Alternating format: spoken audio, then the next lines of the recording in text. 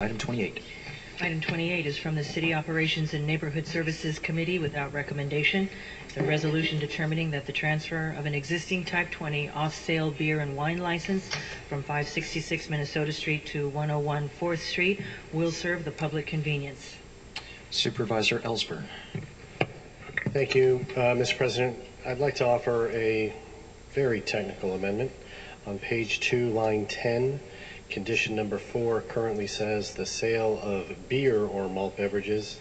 It should say the sale of single beer or malt beverages. If I can make a motion to amend by including the word single. Supervisor Ellsburn has made a motion to amend, seconded by Supervisor Farrell. Is there any discussion on this motion? Supervisor Kim? Supervisor Alagi.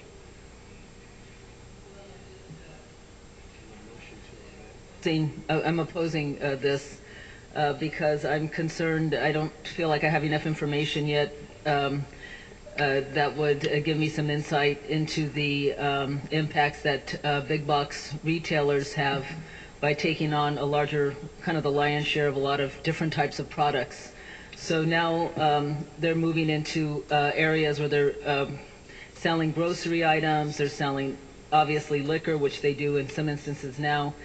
And I just think that some people will, I just don't know what the impacts are on small, locally owned and run businesses. And that's why, until I have a better understanding of those impacts, maybe a conversation I'd like to have with the Small Business Commission, have them look at this more deeply, because I know this conversation has come up before at the Small Business Commission. I believe it's come up at Planning Commission before. And that is the fact that there is no oversight into what some of these retailers are taking on. Walgreens and a lot of other formula retailers are taking on a larger variety of products. So I think in this instance, there are liquor stores in the area. Also, alcohol is not allowed in the cinema upstairs. Alcohol isn't allowed in Yerba Buena Park, so I don't know. I just want to have a better understanding of the impacts overall. Supervisor Kim.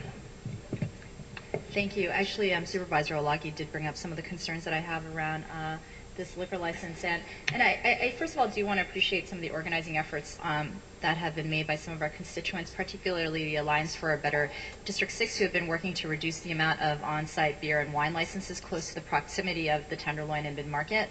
And while I do have less concerns with this, with the approval of this liquor license transfer, because we do have another major one coming up at Walgreens, really in close proximity, I did have some questions about why the hours were extended from 10 p.m. to 11 p.m., given that the store will be located within an all-ages entertainment venue, which includes obviously visiting the movies at the Metreon. And what are some of the precautions that are going to be taken within that site to ensure that alcohol is not being taken in by minors or exchanged in that area, and kind of the potential public safety issues that could arise with that proximity. I understand kind of the intention of Target is really to be more of a full-fledged grocery store, similar to what we see at Safeway, but I do think that location does raise some questions that I would just like to be addressed.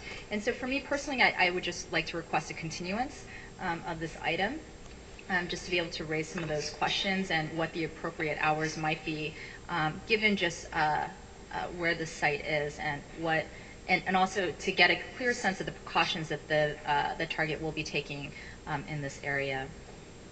And I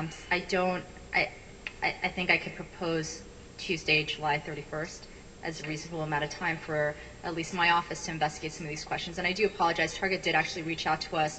I think there's been a number of items that have been coming to us lately, and so I apologize that I wasn't able to take that time before today's meeting to get those concerns addressed. Colleagues, typically the motion to continue takes precedence over the motion to amend, but let me ask if there's any objection to the motion to amend without objection. Is there any objection to that? Okay, without objection, motion to amend passes. Now on the motion to continue, I think Supervisor Kim said to the 31st of this month. Is there a second to that? Seconded by Supervisor Alagi. Colleagues, any objection to the motion to continue? Without objection, this item will be continued to the 31st of this month.